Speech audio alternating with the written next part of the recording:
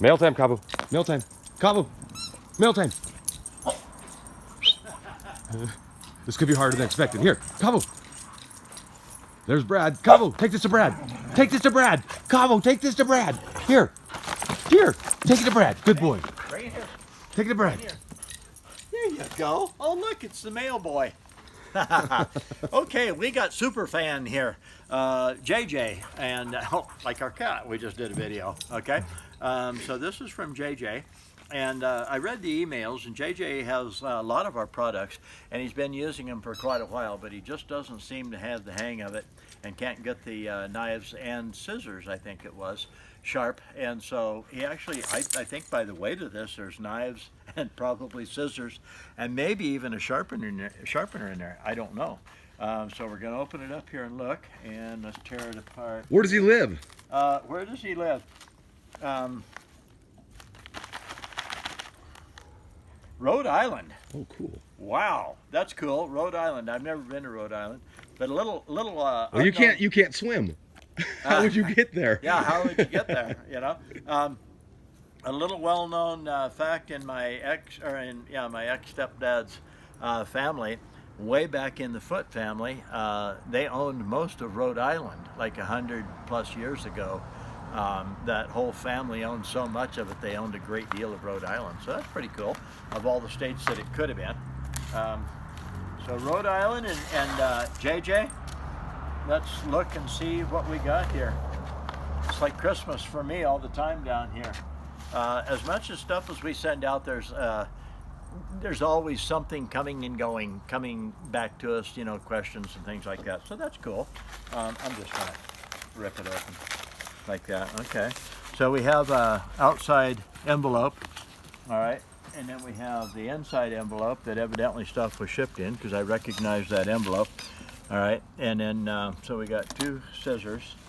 We have probably a pocket knife. All right. These look like fabric sewing scissors. So first thing I do is I check. Oh my God. Hang on. There's absolutely no cutting edge at all. I know what he did.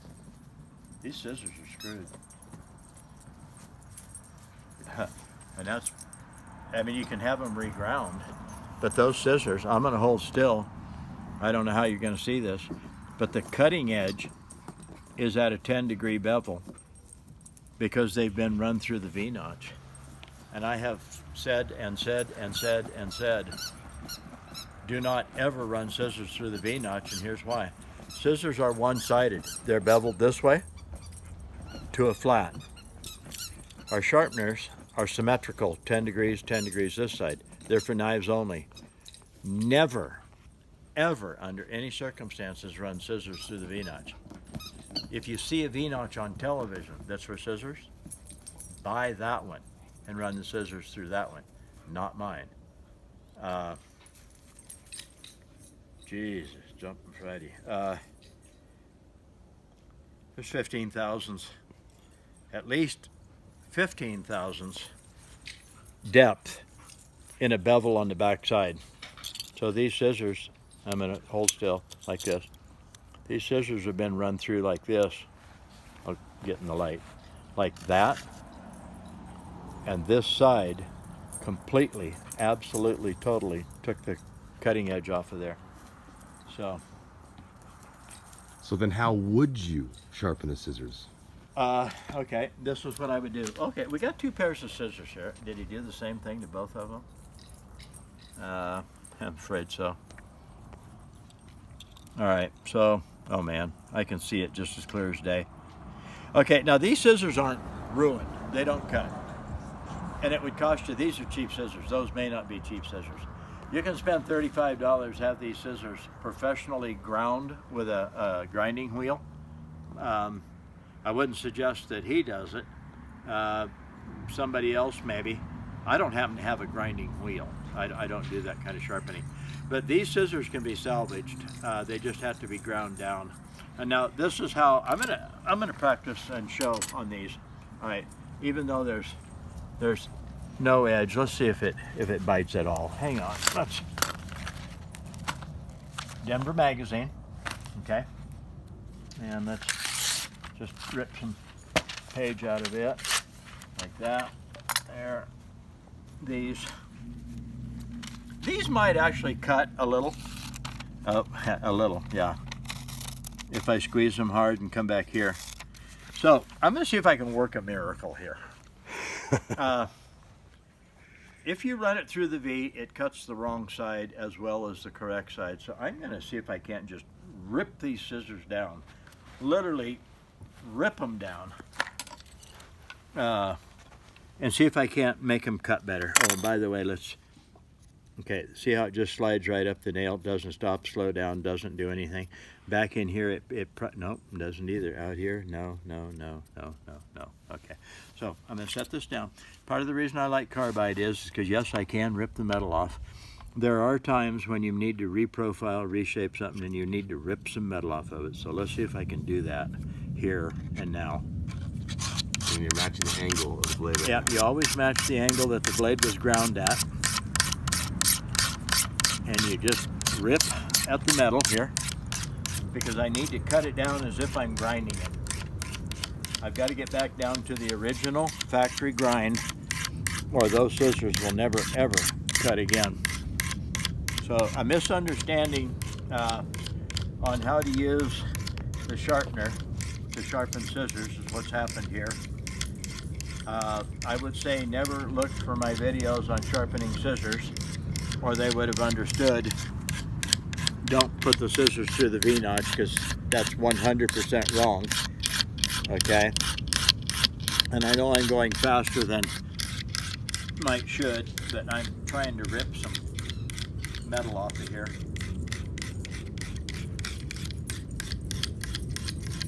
And yes, there is little metal shavings all over the table, and I wish they were even bigger. The reason I wish the shavings were even bigger is so it wouldn't take as long to rip the metal down to make them cut again. Now I'm coming back towards me. I set it down, pull, set it down, pull, set it down, pull. Come back this way, right to the very back here, back by the hilt, so to speak, out to the point, out to the tip of the scissors. And I am cheating just a little bit. I'm changing the bevel just a little bit so I can cut it down faster. Just like that. Let's see, my thumb is wearing out. So, oh, I can still see. But let's see. Now I'm just taking the burr off of the back. If you don't completely flatten the back, and I don't mean flat is not like this. That is not flat. Flat is parallel to that blade. So you have a straight edge there, straight edge across there, parallel, that's flat. Okay? And then we're just going to do this a little bit, do that a little bit. This. It's actually starting to change. That little lip that I put on the back of it by ripping at the steel, it was a little bit harder to take off, so I'm actually going to put some pressure on it and rip it down flat. Just like that. No, they might cut again.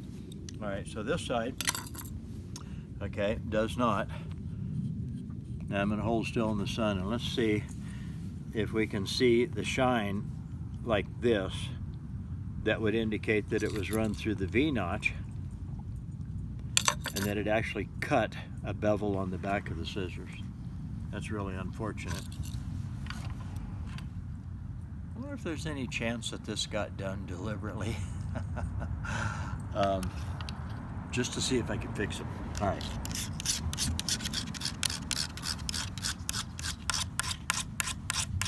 People say, well, the carbide takes off a lot of metal. I wish it was taking off more than it is. Now again, I'm setting it down, pulling it towards me. Set it down, pull it towards me. And no, they don't have to be even all the way across. That would be a complete misnomer. I guess that would be the word you use. That would not be true. You can rip these scissors down along here any way you want to, as long as you don't molest the cutting edge at all. a little faster here.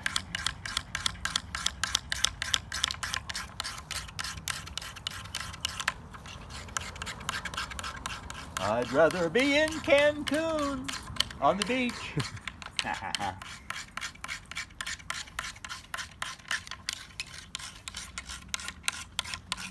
Okay, come down here. See all the glitter, all the sparklies, all the pieces. Ooh, there's a good one. Look at the little pigtail right there. I really got a bite on that one. Okay. Let's do a little more. Of course, if I had a little grinding wheel, I could fix these in literally probably 2 minutes, because I do fully understand the grind, the bevel, the angle, the degree, everything that's necessary on scissors. It's not difficult. It's flat to a bevel. That's all there is to it. There's nothing else to it. Nothing else to think about. All right, let's see. Still pretty round. But let's look and see if we even have some. Oh, would you look at this? That's a whole lot better than they were. Ha ha ha. That's a whole lot better than they were. All right, I'm gonna just do this one more time. Rip some metal off.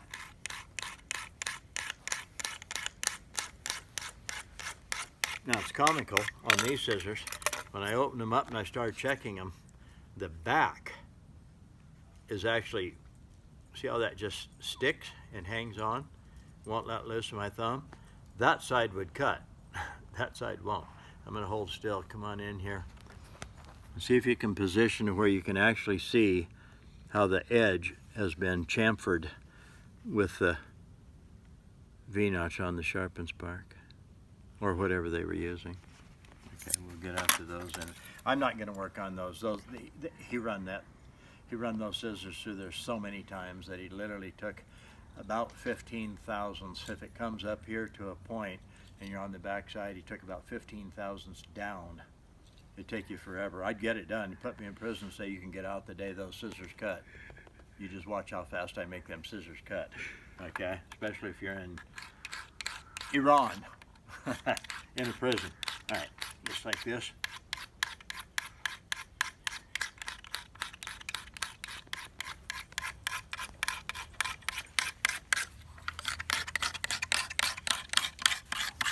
Just trying to rip enough metal off to actually go right straight down to the depth to where I don't have a chamfer on the back. That's all I'm doing right now. Just trying to rip some metal off. Cut the blade down past, past the bevel that he put on it with the V-notch.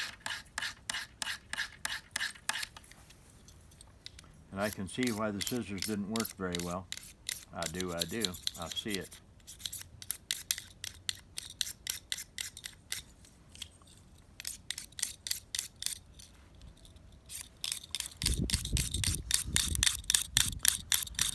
Now, a little explanation. If you took these scissors apart and you put them in a mill, okay, and you milled the flat spot down, you can actually sharpen them that way too, because all we have to accomplish is we have to get past the chamfer, either taking it straight down or straight down this way to where we get to the flat spot. Either way will work. Okay, but I don't happen to have a surface grinder that I could grind this down with. They're toast until you really work on them, you know. But they are better. It's a good thing these are cheap scissors. But I'm going to send these back, and I'm going to tell JJ, you sit around for a while, use that straight corner edge right there, 90 degrees, just like that. Match the bevel, not like this. Stay off of that corner. Don't touch that corner. Touch that little flat spot, just like that, and run it down the blade this way. You can come back this way, you can go out that way. But you've got to keep pushing on this and cutting until you get past where you chamfered the corner, okay? Those are really nice scissors too, but I'm afraid until you grind them, those scissors are kaput. All right. Oh, we got a stiletto. Okay. Now this stiletto is more like a letter opener. It's really thick. It's more for stabbing or looks. These knives were never actually made to cut. This is not an expensive stiletto. It's, you know, it's kind of nice, but okay.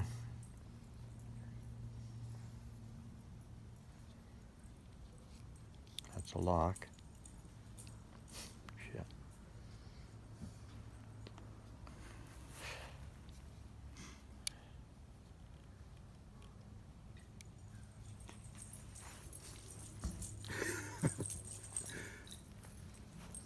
Okay, well, Let's sharpen it. I guess I'll just sharpen it and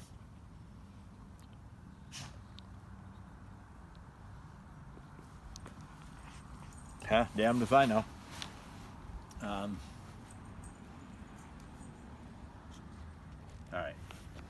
All right, well, I am going to draw this. This has also been put through the V-notch, and you would probably have to do that because it's really thick. So I got to reprofile the blade a little bit, and I can see where he's been drawing it through because I can see the cut marks on the sides. Paper test.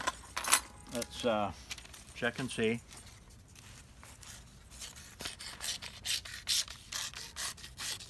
Okay, you can saw the paper in two, but that isn't what we want.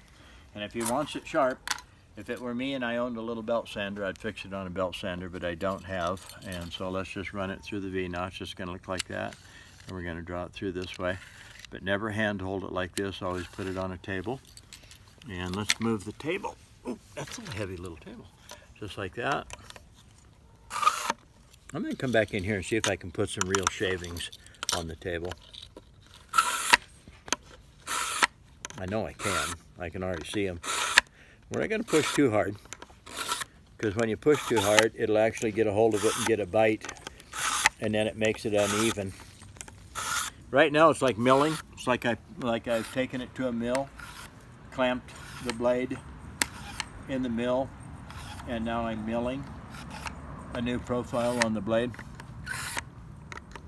When people say, well, a V-notch ruins your knife, well, this might be what they're doing to it. And they see all those shavings. People get a little bit frustrated when I tell them they have absolutely no idea how to use a V-notch sharpener. I've had people 65 years old talk about how many years they've been sharpening at the gun shows, and I'll say, yeah, but you have no idea how to use a V-notch sharpener. They get frustrated, they get a little PO'd, they get a little loud, and I said, well, show me. First thing they do is they set it down and they get a big old handful of handle like that, and they start like this, and I say, what are you going to do? And I said, well, just go ahead and show me. And they rip hard. And I say, see, I told you had no idea how to use a V-notch sharpener. And that frustrates them even more, because nobody 60, 65 years old that thinks they're a sharpener wants to be told they have no idea how to use one of the sharpeners on the market. But the fact of the matter is, I'm right.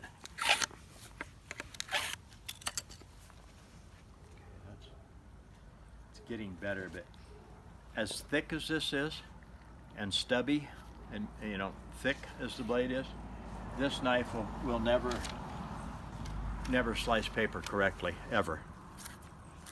Okay, but okay, it's getting better than I thought it was, but it's really thick. All right, so let's do it a little bit more. Magnetism got all the shavings stuck to the sharpener. So let's do it a little more.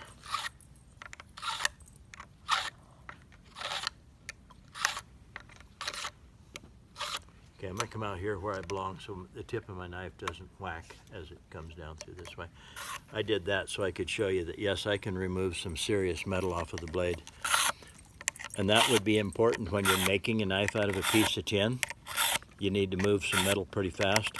So if the tin is, let's say, a 1/16 of an inch thick, you put it in there and start doing this, and you would actually make a knife. You know, I'm going to get let's go to the hawk shop or somewhere and buy a cheap handsaw, and I'm going to make a knife out of the back of the handsaw. That's going to be a long video. It'll probably take 15 minutes or 20 minutes even, maybe, to actually cut the back of a handsaw into a blade, but we can do it. All right, let's see. Explain that too, Brad. Okay, this is what I'm doing right now, is I'm just polishing the wire edge off the blade. So now I'm just going to flip the knife every pass. So what I'm doing is there's a 90-degree corner right there and a 90-degree corner right there. Take the 90-degree corner, touch it to the cutting edge like that. Match the bevel that I just put on the blade, which is like that. Now we just slide it out. Ooh, I can feel that biting, seriously biting. So that tells me that's really soft steel. The softer the steel, the less of a real cutting edge you can put on it.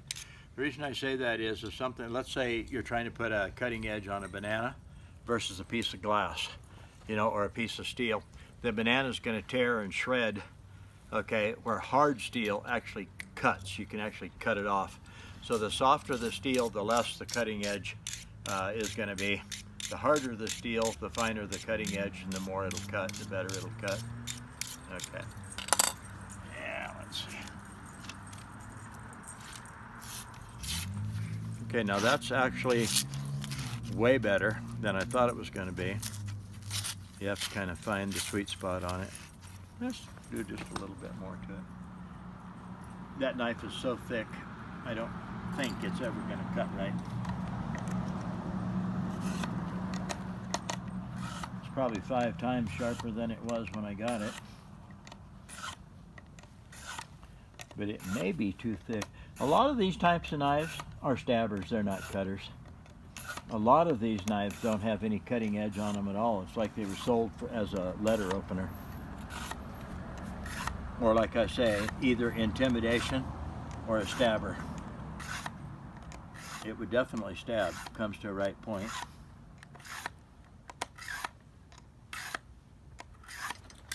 People may not realize, let's say that the knife as thick as it was, and let's say the cutting edge on that thing was 4 to 5 thousandths of an inch wide.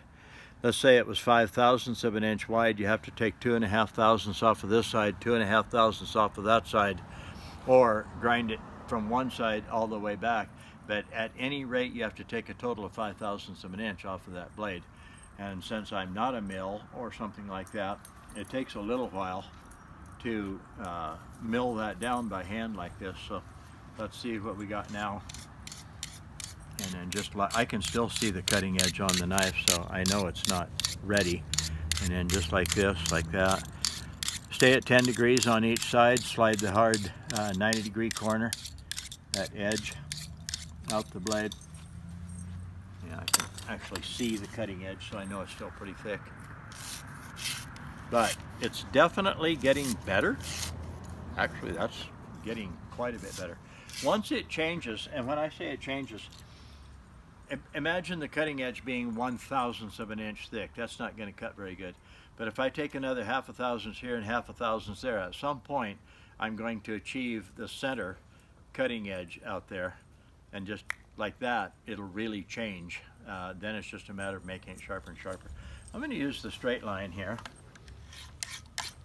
and I'm going to bear down on it a little bit, and maybe I can actually cut it faster and achieve what I want a little quicker. I don't want to be here all day. I don't mind so much, but right on out here like that. Come back this way. Right now I'm not picking the sharpener up. I go out on that corner, come back on this corner, out on that corner, back on this corner. I'm going to give it just a little of this.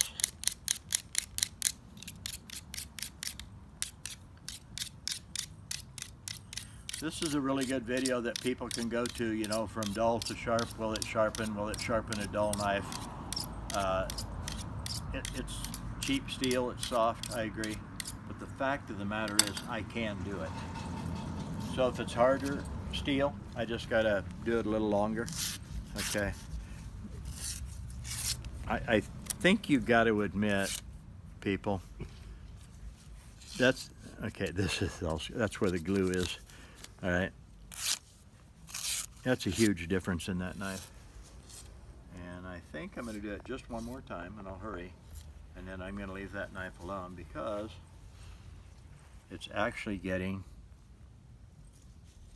to where if you touch it and slide it on the fingernail, it takes fingernail off. Then we just got to figure out how on earth to get that little bar back up. It's funny that it doesn't work, I guess.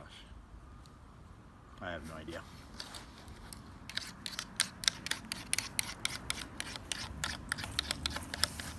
So we'll carve on it kind of heavy. Come back this way, out this way. Hey, Cabo, or no, you're not Cabo, you're Soxton. Huh? You're Soxton, huh, buddy?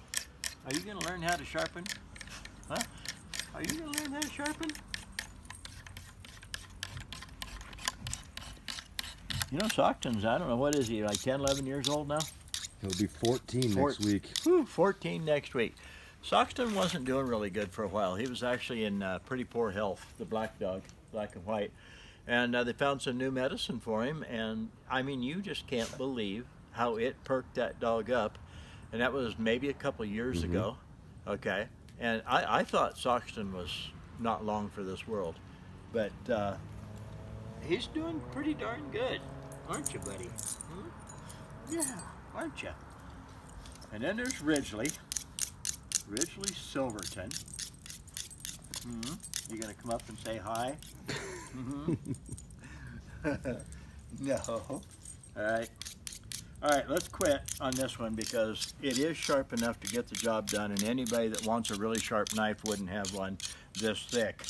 It's a cool knife, but to get a really sharp knife, you have to get a thinner blade.